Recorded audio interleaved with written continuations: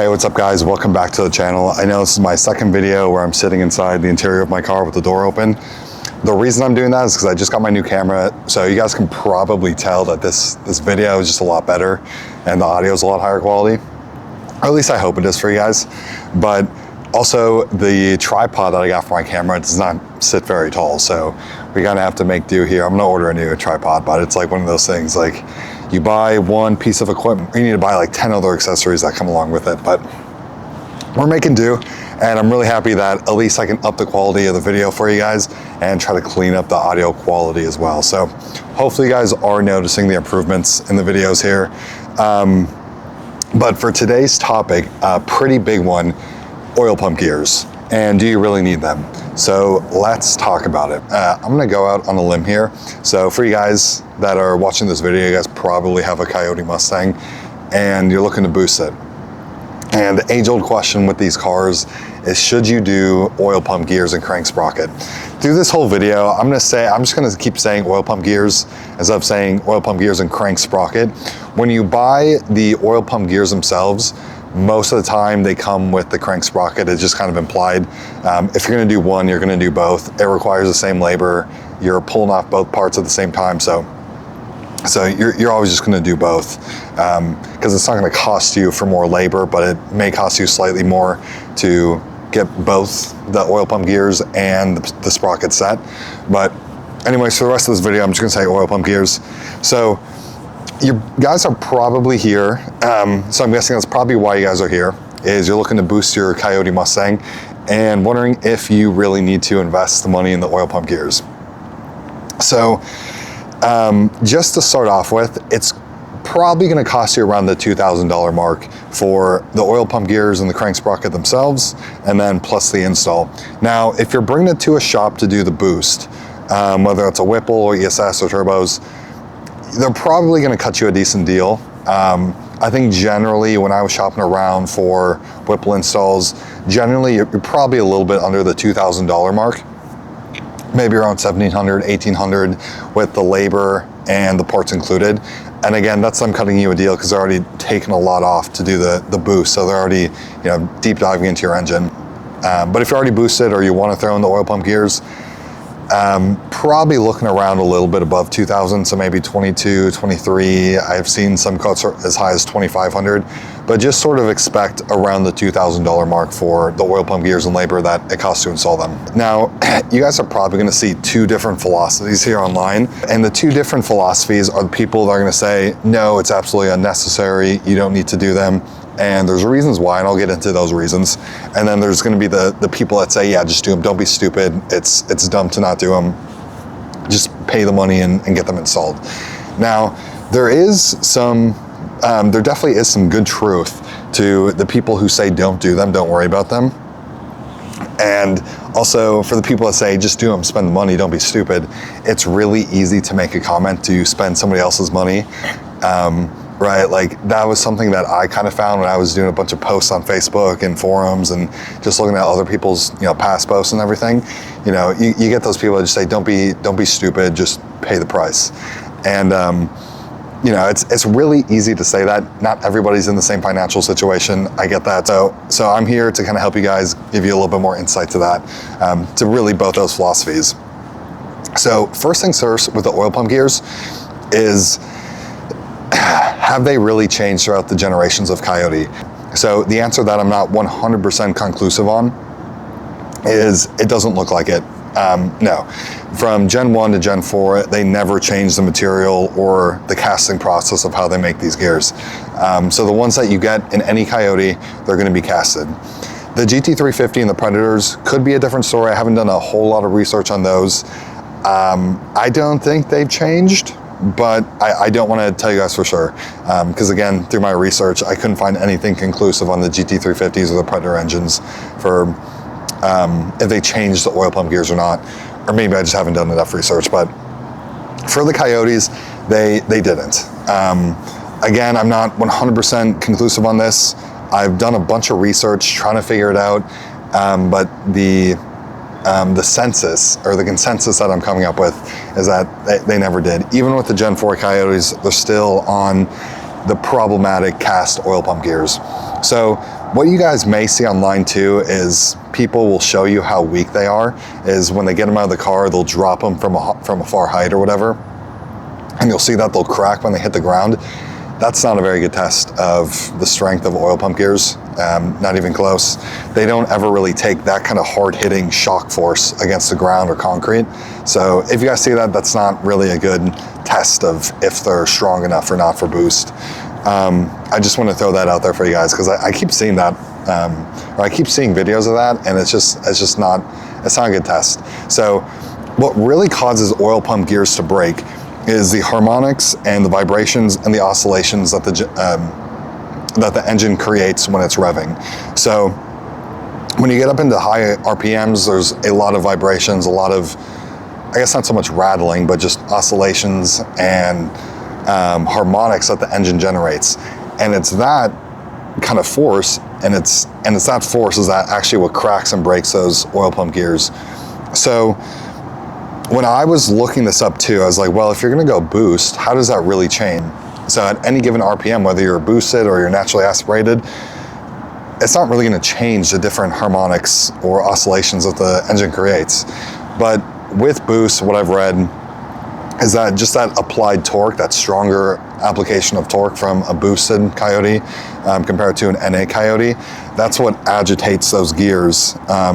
Or I'm sorry, what I should say is that's what agitates the oscillations and vibrations, and it's just a stronger application of those vibrations on the oil pump gears themselves that cause them to break. So that's kind of the risk with the oil pump gears. Now, there is some pretty decent evidence online, and just raw facts that kind of make it seem like you probably don't really need them. That's because if you go with say a Whipple Gen 1 and you have it installed at a Ford dealership, they'll still offer the 3-year, 36,000 mile warranty without the oil pump gears. If you go RTR Spec 3 or an RTR Spec 5 or even RTR Spec 2 and you option a Whipple in, you still get the 3-year, 36,000 mile warranty, and none of those packages include oil pump gears. Same thing with the Hennessy Mustang that just came out. They don't do oil pump gears on those either, and those are just whippled Coyotes like every other specialty Mustang that you see now. And again, it's the same story with the Shelby Super Snake and the Shelby GT350, the American Shelby GT350. So that's pretty good evidence that kind of shows that you really don't need them. They will offer a warranty for 3 years, 36,000 miles, without ever doing oil pump gears on your whippled Coyote. And also too, there are a lot of people there that you're gonna find online that don't do the oil pump gears, and they have tens of thousands of miles or even cross the 100,000 mile mark without ever doing oil pump gears, and they never have a failure. Now, with my car, I did do oil pump gears in the crank sprocket. And the reason I did this really is because of insurance. I think there is a great enough chance that with boost, and there certainly have been, this is pretty well documented, there's a lot of historical instances of this that you'll find online of people who gone boost and then they break their oil pump gears because they never replace them. And I figured a catastrophic failure like that, I don't think is worth the risk. So I ended up doing them. I ate the $2,000 charge or whatever it was. And it's definitely one of those things that kind of gives you a peace of mind.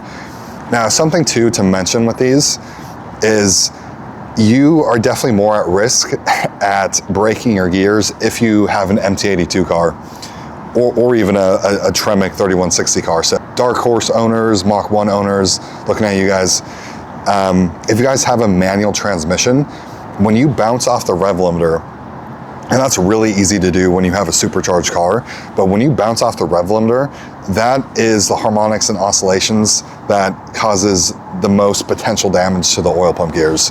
So for myself, I've definitely done that. I've definitely bounced off the rev limiter. It's really easy to do. Like, trust me, it's very, very easy to do when your car breaks traction really quick and then your RPMs just shoot up to the rev limiter.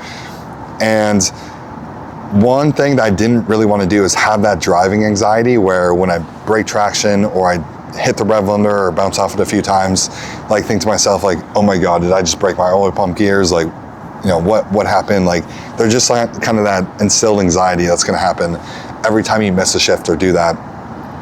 Now with the 10R80 guys, you guys are probably generally you guys are considered at a more safer environment for oil pump gears. It's a lot harder to actually bounce off the rev limiter. Your car is just going to automatically shift, so that doesn't happen. And because of that, you guys just are going to have a safer environment, so to speak, for your oil pump gears.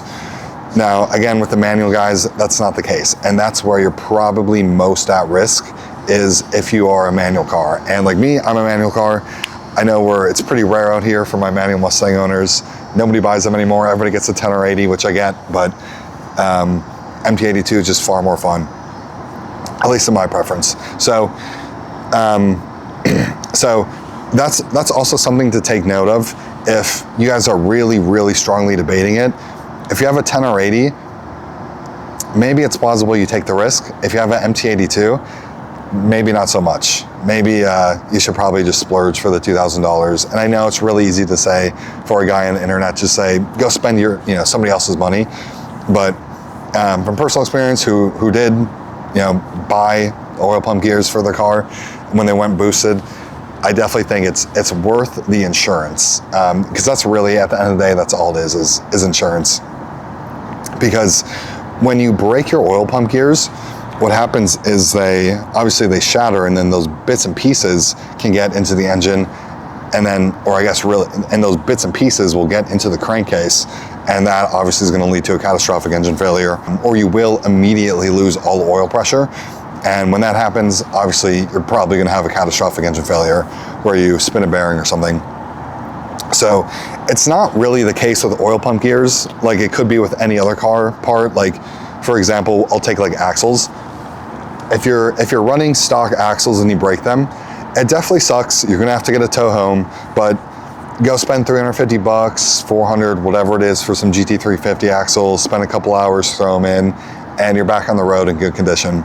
It's not the end of the world, right? Like, obviously nobody wants to go spend $400 on a part they weren't planning, but if you do have to do that, it's not really the end of the world, right? Like, it's not something that's gonna catastrophically financially ruin you for the next year, where an engine failure definitely probably will. And I want you guys to take care of your finances, your cars, and I don't want that to happen to you, because anytime I see somebody with an oil pump gear failure, and then what follows, of course, immediately is an engine failure, whenever I see that online, it breaks, like, genuinely it breaks my heart. And I don't want that to be any of you guys. So I have a lot of time too behind the wheel of a Mustang, or I guess specifically a Coyote. I probably have, like, in aggregate 200,000 miles behind a Coyote and an MT82. Now this is gonna come from my Gen 1 2014 and then my Gen 3 2018. And again, in aggregate, probably about 2,000 miles. Here we only have like 7,000 miles, so don't have a whole lot of kind of like speaking prowess on a boosted setup with oil pump gears or anything else that follows. But if you guys are NA, oil pump gears never really seem to be a problem at all. And I think investing the money in them probably may not really be worth it. It really is when you guys go boost, or when you guys throw boost at a Coyote, is when you are starting to jeopardize the integrity of your oil pump gears. Now, to shoot you guys straight, there's not really going to be a super great answer out there as if you're going to boost your Mustang, should you do the oil pump gears or not. I don't want to call anybody out here, but I'm gonna say this because this is exactly how I was. Is when I was planning on boosting my Mustang, immediately I just figured, okay, I'm gonna do oil pump gears. But as you are starting to spend the money, or at least budget for it, and you see the costs racking up, it starts getting pretty painful. And another $2,000 to throw at the car it's a lot of money, it's expensive. So you definitely start kind of trying to rationalize a little bit better, trying to get that cost down, and then start thinking, do you really need to do the oil pump gears? And like I said, there's not really gonna be a super great answer. You're gonna get different answers from different people wherever you look. But if you guys are like me, and I'm sure there's some of you guys out there who's watching this video right now. If you guys are like me, what I was doing was trying to self-rationalize not getting them, and that was by trying to build up enough of a consensus of people I found online saying that no, you don't need to do them. Yeah, at the end of the day, you guys are probably going to find whatever answer you really want to look for, but I really think that you guys should do them. And I know that really sounds easy for me to say, to justify a cost that somebody else is spending, but when I was deciding this and I was finding enough information or enough people, I was like, you know what, there's enough people that told me you don't need to worry about them. I started to really think about it, and I kind of put myself in the scenario of like thinking, oh, I really wish I didn't have to spend $2,000. That really sucked. That kind of stung a bit, like, you know. And then also what I did is I put myself in the scenario of having, what if my oil pump gears failed, have an entirely catastrophic engine failure, and then thinking to myself like how stupid and how dumb I felt for not doing them. There was a bunch of people online recommending that you did, and I didn't do them. And I ignored their advice. I went with the easier, cheaper route, and I didn't do them. And I think if there's one thing on your guys' cars, if you're gonna throw a boost at a Coyote, this is the one thing I really think you guys should do. Don't worry about doing axles. Don't worry about doing drive shafts. Don't worry about getting stickier tires, a stickier wheel setup, or drag packs. Don't worry about beefing up an MT82. Don't worry about rebuilding your 10R80. I think you guys can get away with not doing that stuff for a really, really long time. And there's people who have had hundreds of thousands of miles on their cars, you know, comfortably sitting around 750, 800 wheel horsepower, that, you know, these parts last a really long time. And if they do eventually fail, they do fail. It's not going to take your engine down, right? Like, if you blow a clutch, generally you're okay. You replace the clutch. If you blow axles, generally you're okay. I've had some people have issues that they had to replace the differential too. Again, it's going to be painful, but it's not the end of the world like a engine failure would be. You blow a drive shaft, you throw a new one in. Tires and wheels, those certainly can wait. There's not a whole lot of expenses that you guys have to throw at your Coyote when you boost it, but I really, really want you guys to take care of your cars and not end up in the situation where you have your engine blown because you didn't do the oil pump gears. So I'm hoping you guys take this as a sign from me that if you're looking for enough people and just trying to get a big enough internal consensus that you've collected from people online saying that you don't need to do them, I think if you have that strong of anxiety about the cost, or, you know, do you need to do it or not, I think you guys should just take the leap, do the oil pump gears, and just drive it so much more worry-free. Because, like I said, and I knew this was going to be the case with me, if I didn't do the gears, I knew I'd be driving with a lot more anxiety than I do now. Knowing that my gears are swapped out, that just makes me feel so much better. You know, if I bounce off the rev limiter, you know, it's like, whoops, missed a shift, big deal. Not gonna have a catastrophic engine failure today because of that. I think it's the one thing that you guys should add to the cost of a Whipple supercharger. And again, I'm not gonna sit here and say there's a bunch of other things you need to do when you guys go Whipple supercharged, but the oil pump gears, I think, are one of them. And one more thing too on oil pump gear brands, the one that everybody goes with is Boundary. These are the tried and true sets. You're never gonna have an issue with them. I have never found a documented issue with them. There's a few other brands out there. I think MMR has a brand, and then, or I think MMR has a set, and there's a few others. And they're probably just fine. I haven't done a whole lot of research into them, but Boundary is a tried and true oil pump gear and crank sprocket set that you guys should splurge for. They're just extremely well tested. They've been around since the Gen 1 Coyotes, and if you throw them in, you're never gonna have a problem with them.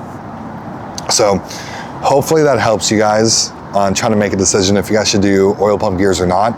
I say yes. I think you guys should do it. It's definitely worth the removal of anxiety when driving. I know $2,000 is a significant cost. It's definitely a sting, especially when you're throwing another 10 grand at boosting your car. But that's just my advice. That's my recommendation. So hopefully that helps you guys. I appreciate you guys for tuning into another video, and I'll catch you guys in the next one.